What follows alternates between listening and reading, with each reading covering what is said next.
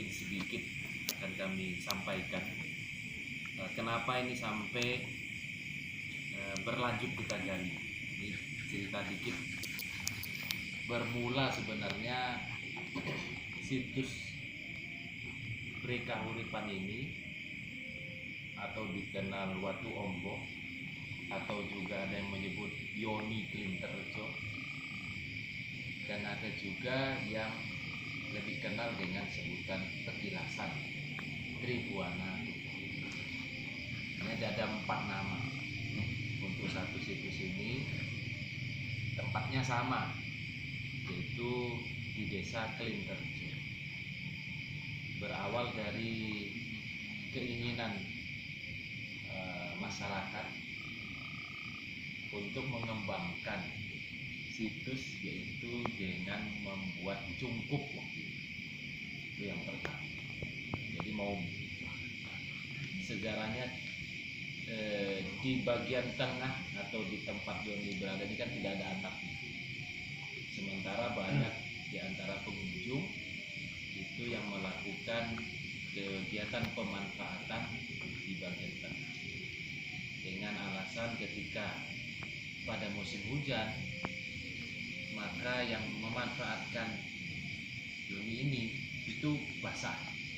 Jadi waktu itu ada niat untuk dilakukan pengatapan, buat cukup selebar bilik yang tengah-tengah, kurang lebih waktu itu berukuran sekitar kurang lebih antara 6 kali 6 meter. Nah, hanya saja dari aspek cagar budaya ketika dilakukan ini kan harus memastikan tiangnya buat cungkup itu di mana. Nah, itu yang menjadi perhatian BPCG waktu itu. Nah, untuk membuat justifikasi bahwa yang dibangun tidak merusak, maka kita lakukanlah kajian itu dengan membuat ground check bahasanya, menguji tanah di bawahnya yang mau diletakkan tiang cukup. Hasilnya nanti baru bisa menjawab boleh atau tidak boleh dilakukan dari aspek pelestarian. Itu tahun 2018. Kita tanggapi permohonan itu dengan melakukan project, dan ternyata hasilnya menunjukkan di bawah dulu ada keramik warna hitam. Kita coba tes di situ. Itu ternyata ada struktur batu. Kok ada batu ya? Akhirnya kita melebar. Kita buka di 2 meter setelahnya. Jadi kurang lebih 8 kali 8. Mungkin di 8 kali 8 ini aman, karena terus terang saja data di BPCB pun objek cagar budayanya itu cuma 2, Yoni dan Stella Arca itu aja. Jadi secara data pun yang terdaftar di kementerian ini hanya 2 ini aja. Jadi yang dipagari 25 kali 25 di dalamnya itu hanya ada Yoni Klinterjo dan Stella Arca. Sedangkan umpak yang ada di dalam itu adalah pindahan dari luar situs yang diamankan, karena 2 situs yang ada di Klinterjo hanya 1 yang memiliki pagar keliling. Jadi umpaknya ditaruh di dalam. Konteksnya umpak itu di luar masuk ke dalam situs, bukan memang asli. Tapi yang asli hanya Yoni dan Stella Arca atau Watu Ombonya itu. Nah, lalu berawal dari permohonan untuk membuat cungkup itu, akhirnya kami coba buka data Belanda. Data Belanda dari Oudheidkundigheden dokumentasi di KITLP itu ternyata menunjukkan ada struktur memang di bawahnya Yoni. Cuma waktu itu strukturnya karena hitam putih fotonya, itu memang kecampur antara batu dan bata. Itu tahun 1926 fotonya, karena menampilkan foto Promojoyo, Bupati Mojokerto. Di literaturnya sudah menggambarkan ada struktur. Akhirnya kita 2018 coba lakukan ground check di dalam ya, di dalam pagar. Jadi tanahnya ini kan sudah milik BPCB seluas 800 meter persegi. Jadi kurang lebih kalau kotak itu sekitar 28 kali 28. Kita konfirmasi ke desa, peta desa klop dan SHM hak pakainya BPCB, sudah surat tanah BPN juga klop. Jadi kita berani lakukan tes pit dalam, Pak. Kita gali sekitar 9 kotak di dalam. 9 kotak itu semuanya berisi struktur. Akhirnya kita memanggil pemohon. Waktu itu adalah pemohonnya atas namanya Majapahit Baru dengan ketua Bapak almarhum Indra Musaffa. Kita lakukan komunikasi untuk izin itu kita tangguhkan, kita lakukan kajian mendalam. 2019 kita dapat tugas dari Direktorat Pelestarian Cagar Budaya dan Permusiuman waktu itu, PCBN. Kepala Pak Direkturnya masih Pak Hadi Widi. Untuk ya udah kalau gitu coba dikupas. Joni belum terjun.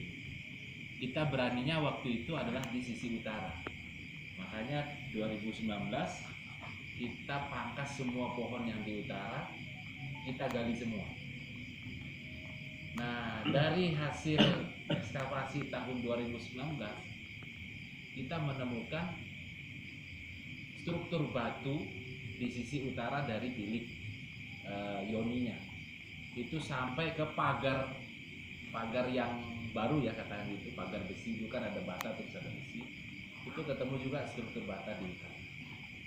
Akhirnya 2019 kita bisa berinterpretasi bahwa di dalam tanah di bawah dari Yoni itu ada struktur batu dan bata.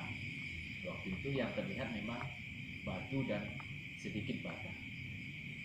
Lalu kita lapor ke Jakarta, sudah ada Direktorat Pengembangan dibentuk. Maka tahun 2020 kita coba mengajukan proposal lagi ke Jakarta untuk menjawab bahwa penangguhan pengembangan oleh masyarakat pada tahun 2018 ini harus ditindaklanjuti dengan membuka secara total. Ternyata diamini oleh Direktur Pelindungan. Waktu itu juga nomenklatur ini berubah-ubah. 2020 kita buka total seluas 800 meter persegi. Dan akhirnya tampaklah seperti gambar yang ada di sini. Nah, ini tampak semua susunan batu itu berukuran 14 kali 14 meter. Terus di sekelilingnya itu tanah kosong tanpa ada struktur, baru ada struktur pagar dari bata. Tapi dilihat dari level kita sudah bisa justifikasi, kita pasang di banner yang kelima itu adalah tambahan baru. 100% bata penyusun struktur keliling itu adalah bata reuse. Jadi tidak ada bata yang utuh. Dan levelnya di bawahnya masih banyak takal batu. Jadi memang dia hanya memanfaatkan. Tapi yang menjadi temuan spektakulernya ternyata struktur candinya itu memang membentuk sebuah susunan batur candi. Nah, yang tahun 2020 ini terbukti lagi dengan temuan yang juga mendukung bahwa itu merupakan sebuah candi. Yang pertama kita temukan di minggu kelima ekskavasi 2020 lempengan emas berbentuk kura-kura. Nah, ini sudah waktu itu kita temukan di minggu kelima ekskavasi. Emasnya sekarang ada di kantor BPCB Jawa Timur. Itu kurang lebih dimensinya sekitar 6,5 kali 6,5 cm. Tebalnya tapi cuma sekitar 1 mm. Jadi sangat tipis. Ada guratan-guratan memang membentuk polanya kura-kura. Nah, dan kura-kura ini juga mitologinya Hindu-Buddha atau klasik, dia adalah memang mitologi yang kuat untuk pemujaan, yaitu penahannya dunia semesta. Jadi dia merupakan bagian dari keripik, cuma memang sayangnya briefingnya kita nggak ketemu karena satu, sumuran yang harusnya posisi Yoni di tengah itu sudah terabuk di tanahnya, berarti sudah pernah dilakukan penggalian dulunya. Lalu di dinding sisi timur itu susunan batunya juga udah rusak, jadi orang ada yang ngerong dari samping, ada yang menggali memang dari atas. Dan kita gali di kedalaman hampir 3 meter, bata penyusun yang bawah yang kita kita yakini dia memang dibentuk sumuran dengan ada campuran bata. Bata ini kan salah satu konsep pancamahbutanya, itu juga rusak yang tengah, jadi hanya menyisakan yang tinggi. Tapi untungnya kita dapat yang pura-pura. Dan 3 minggu lalu sebelum ekskavasi selesai, kebetulan Bu Itvina ke kantor dan ingin melihat bagaimana hasil. Salah satu yang dilihat adalah emas berbentuk pura-pura itu sebagai penguat kita sebenarnya. Yuk sama Mojokerto, bagaimana kalau digarap bareng? Ya, mudah-mudahan nanti bisa. Lalu temuan yang kedua yang menguatkan itu candi, kita ketemu 7 batu astadik palaka. Yang satu kita tidak ketemu karena memang masih di sisi barat, di bawahnya tangga masuk, jadi kita belum bongkar. Tapi yang 7 batu itu sudah kita temukan. Semua motifnya adalah cakra dan kerak, yang itu memang sama persis dengan batu astadik palaka yang ada di Museum Pitapura. Dan secara konsep dari klasik itu memang menandakan bahwa batu di 8 penjuru mata angin itu perwujudan dari dewa penyelamat ataupun dewa pelindung, dewa utamanya yaitu Siwa yang diturunkan. Jadi secara interpretasi bahwa ia pemujaan ini memang sudah kuat. Hanya memang yang belum bisa dipastikan adalah apakah dia memang berupa bangunan candi untuk pendermaan seseorang. Ini yang belum. Karena satu, kita hanya menemukan pahatan angka tahun di Yoni. Kita belum menemukan angka tahun atau pahatan angka tahun di stela arcanya. Itu bidang stelanya masih kosong. Jadi kita masih belum bisa berinterpretasi kuat dia didermakan untuk siapa tokohnya. Ini belum bisa ditarik kesimpulan. Walaupun memang angka tahun 1294 ini mengacunya kepada Hayam Wuruk, yaitu angka tahun meninggalnya Tribhuwana Dewi, ditarik dengan konsep mendermakan tokoh utama ataupun dewi, itu adalah dengan prinsip sarada. Harusnya tidak tahun itu. Tapi apakah stela arca dengan bidang angka yang kosong itu sebenarnya dipersiapkan untuk serada berikutnya, ini yang masih belum ketahuan. Apakah memang belum sempat atau bagaimana? Tapi yang jelas informasi yang menarik adalah para raton menyebutkan 1298 terjadi bencana besar. Nah, apakah 1294 ke 1298, 4 tahun setelah diresmikan Yoninya, karena ada bencana maka dia akhirnya istilahnya dihentikan dulu. Nah, kita belum tahu juga, karena umumnya kalau candi ada pralaya dia akan berpindah. Nah, tapi kita belum bisa menjustifikasi itu. Tapi kok sepertinya arahnya ke situ. Nah, ini yang belum putus sebenarnya, karena kita satu sisi kita memang tidak menemukan batu yang merupakan batu kulit berlian. Dari ekskavasi kita belum menemukan. Nah, apakah memang candi ini sudah jadi atau belum, kita belum bisa memastikan. Tapi data yang kita dapatkan arahnya kok belum sampai peresmian candi. Baru yang diresmikan adalah ornamen ataupun pelengkap komponen-komponen utama di dalam bagian tadi. Ini masih butuh kajian. Tapi secara konteks keruangan ada yang menarik di hasil ekskavasi tahun 2021. Tanah di sisi barat dari Bre Kahuripan yang kita lakukan pembebasan tahun 2020 itu kita ekskavasi, menunjukkan ada struktur tambahan di bagian depan. yang kita sementara berasumsi itu adalah mandapa yang menyatu dengan pagar keliling untuk halaman 3, karena di depannya itu juga ditemukan struktur yang membentuk pola gapura. Nah, ini sudah kita buka kemarin tahun 2021 ini, minggu terakhir kemarin. Cuma memang sayangnya teman-teman yang memang fokus atau concern di cagar budaya ini sekarang sudah tidak bisa melihat itu lagi, karena kebetulan tanahnya masuk di lapangan sepak bola, yang itu harus kami record detail. Setelah itu kami harus tutup lagi. Jadi kami tidak bisa memastikan kalau itu terbuka aman untuk orang yang melakukan olahraga di lapangan, aman juga untuk strukturnya kalau terbuka. Jadi sementara recordnya sudah siap, nanti juga kalau sudah kami sudah kami perizikan, insya Allah akan kami upload di kanal YouTube-nya BPCB sebagai publikasi. Data ukurnya semua sudah kami rekam dan posisinya sekarang sudah kami tutup lagi untuk alasan keamanan.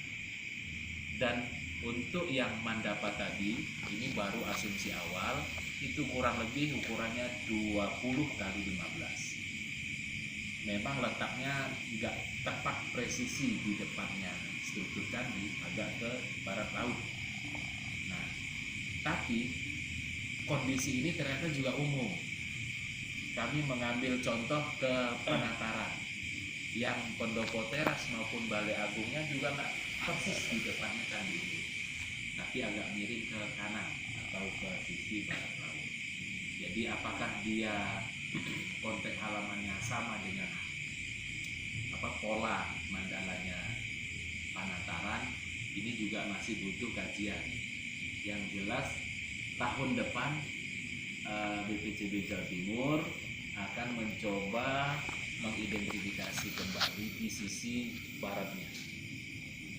Besar harapan menemukan kelanjutan struktur, karena kalau berorientasi pada pola halaman 3, ini hanya asumsi Pak Lurah, hanya asumsi, itu kok kayaknya nyatu sama Kaputren. Ini baru kayaknya.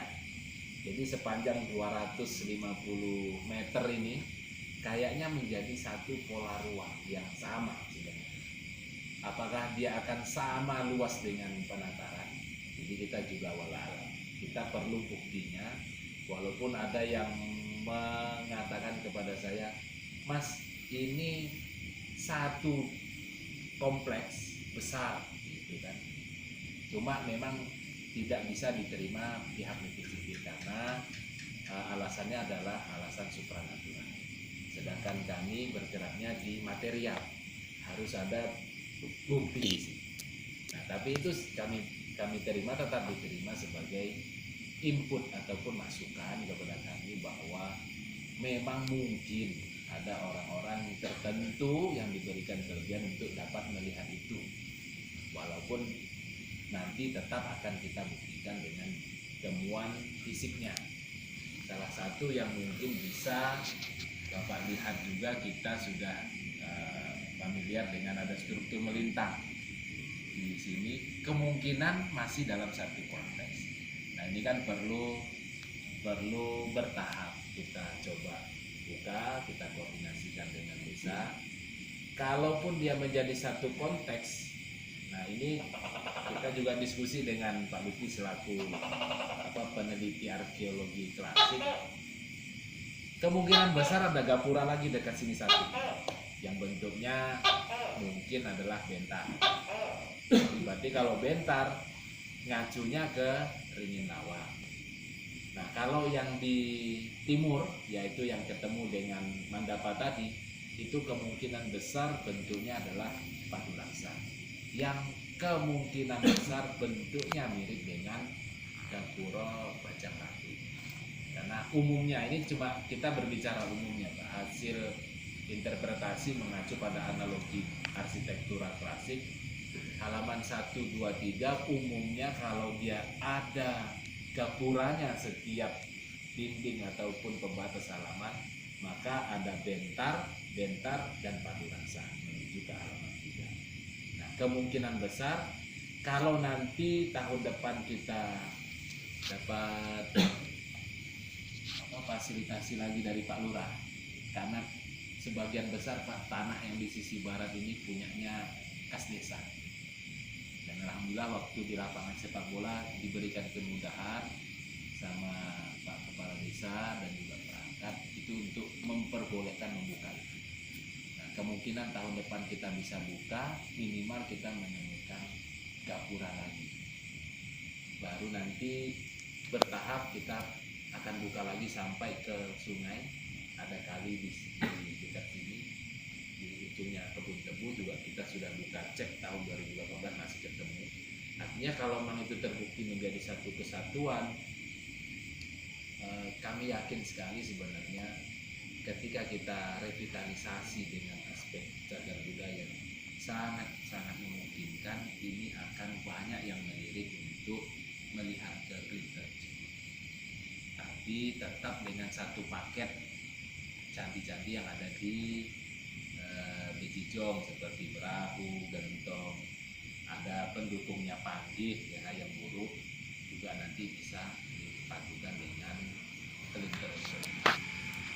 Dan saya sudah sampaikan di musrenbang tadi malam di desa, kesempatan diundang Pak Lurah, bahwa jangan sampai ada stigma ketika BPCB itu mengekskavasi sebuah situs lalu dipugar, nanti diperbaiki, dimunculkan, maka yang akan mengelola pun BPCB.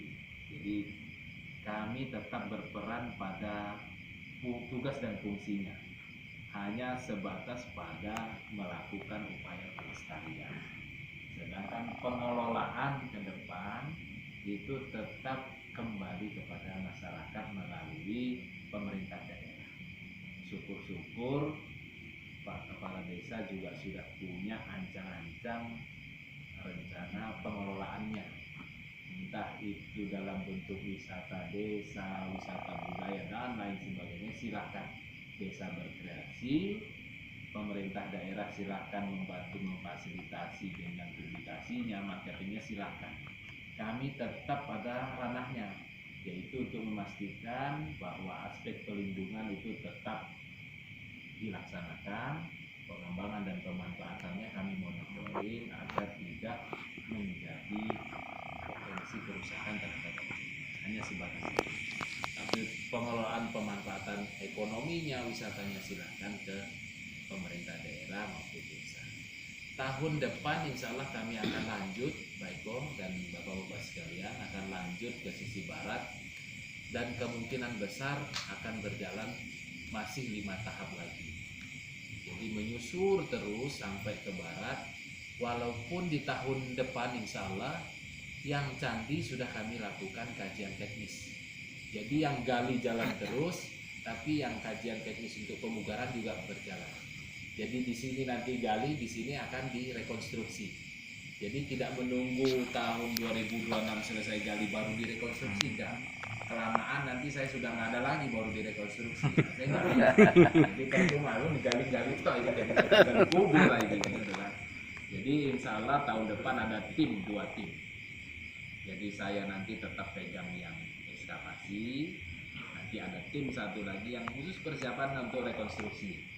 Nah, jadi nanti tahap berikutnya saya gali semakin ke barat, yang ini mungkin dipugar sepanjang data yang didapatkan. Nah, sembari itu dipugar sudah siap untuk dimanfaatkan yang di halaman utamanya, nah desa bisa mengelola. Masyarakat tetap bisa melakukan aktivitas pemanfaatan di situ. Jadi tidak ada yang terganggu. Saya pastikan tidak ada yang terganggu. Masyarakat yang meyakini berbeda, silakan dia tetap bisa melakukan aktivitasnya. Yang mau berwisata silakan juga ada aktivitasnya. Dan kami melakukan ekskavasi juga tetap melakukan aktivitas. Ekskavasi tahun 2021 memang agak berbeda, Pak. 2020 kemarin kotak gali kami itu ada yang sampai 4 meter. Dan itu kalau ada anak kecil kecemplung di situ nggak bisa berenang, dipastikan akan dilaporkan Pak Nur. Gitu. Jadi Saya melihat kemarin, waduh berbahaya sekali. Ekskavasi saya seperti menggali tiang lahat bagi orang. Jadi tahun 2021 saya rancang sama teman-teman, ada Mas Polis, ada Mas Nur, ada Mas Salim dan lain-lain, ada Mas Munir juga. Kita rancang ekskavasi ini tidak hanya sekedar ekskavasi mencari struktur, tapi langsung menata lingkungannya, sehingga kalau orang nanti ingin melihat hasilnya, itu potensi orang untuk tenggelam, untuk kecebur itu sangat kecil.